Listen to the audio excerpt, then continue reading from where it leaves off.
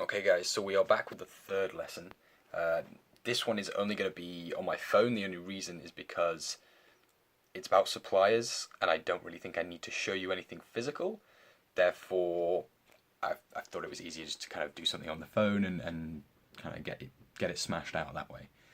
So without further ado, there's a few things you need to be aware of when you talk to suppliers, when you're dealing with suppliers and everything regarding them. So the first one is, let's say you found your product that you want to pursue a bit further and see how much it costs to get to the UK or wherever you are.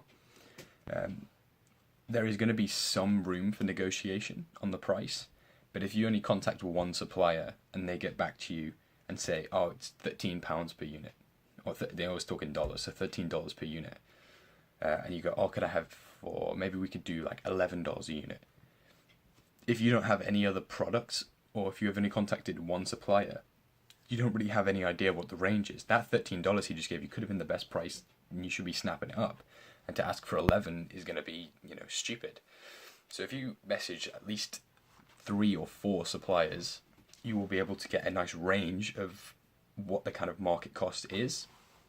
Some products you look at, there will be only one supplier, which then it gets kind of tricky because they kind of have full control over what price they charge and what price the market is. But that's very, very uncommon. So my only advice there is try and get 3 or 4, then you've got an idea of what it is, and then the price is always negotiable as long as you use your brain. Don't ask for a stupid price. Use kind of the parameters of the prices that were given to you by the suppliers. And communication is very important as well. If you're going to pay, let's say, $1,000 to a supplier and their communication is dreadful, they get back to you in 48 hours, their WhatsApp, they never reply to, which is, by the way, what I recommend. Don't use the Alibaba chat, use WhatsApp, try and get their number. And if they don't get back to you and their price is like 10p more or 10p less per unit, don't pick them, because when it comes to like waiting for the delivery and getting more information about the product that you need to put on Amazon, it's going to be hell. Honestly, that's, I think, what's happened with one of my other products. However, I'm dealing with it and we'll move on. But the communication is important. Next one on the list is customs. Import and customs. In the UK, it's slightly different. What you have to do is you have to fill in an EORI form, or YORI form for short. Basically what that is, it lets HMRC know that you have imported some form of goods into the country. Now, when I imported mine, I didn't have any customs check or customs fee to pay.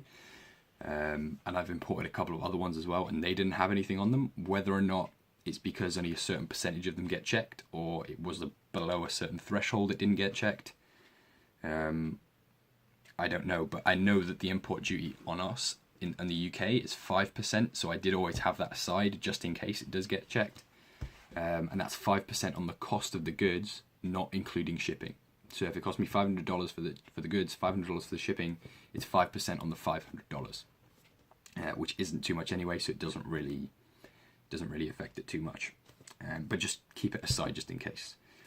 The next thing is they use a lot of terms. Some of them use MOQ, which is, if any of you didn't know, is minimum order quantity. That is basically so that they're not dealing with people who only want 5 units or 20 units. They're dealing with people who want 100, 200, 300. Some even have minimum order quantities of 1,000.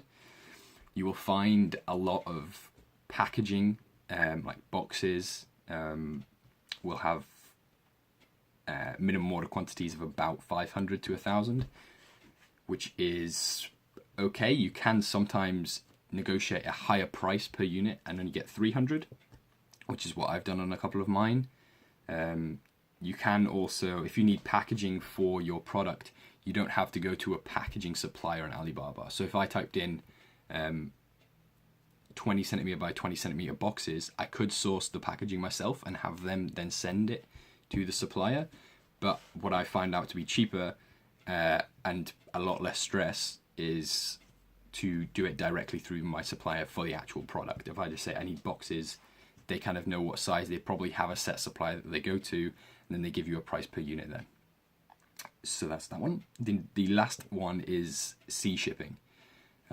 I know it could be tempting to save yourself maybe £500 or $500 and take sea shipping over Air Express, but sea shipping, honestly, they'll say it takes 30 days, but it can take up to 60 days.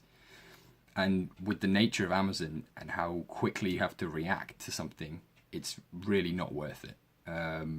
Because in 60 days, the opportunity could really not be as good.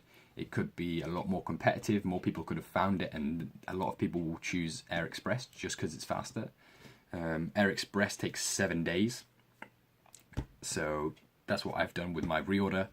That's what I will do with every order if possible, unless there is certain situations where it's kind of a very kind of seasoned item, should we say, or if it's very heavy. So if there's a product that's only due, to get a big spike in sales during Christmas, let's say I did it last year and then it spiked from October all the way to December, and you go, okay, so we're approaching, what are we? We're in July now.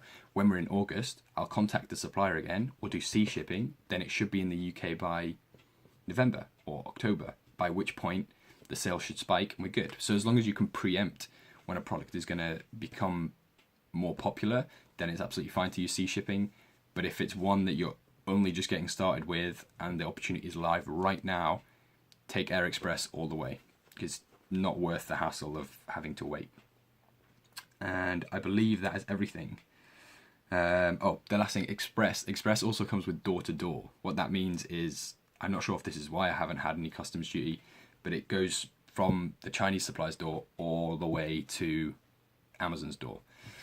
And that's a godsend, to be honest, because you don't have to then deal with a freight forwarder, which is when it gets moved. Let's say on sea shipping it arrives in some port, in Plymouth, should we say, in the UK, but then you have to deal with a freight. You have to contact TNT or some form of freight forwarder to then take it from a port in Plymouth to the UK centre, and you have to pay for that as well. So it doesn't really work out that much cheaper anyway, and it's more work. So if you guys have any questions and you're currently looking at suppliers, leave them in the description below.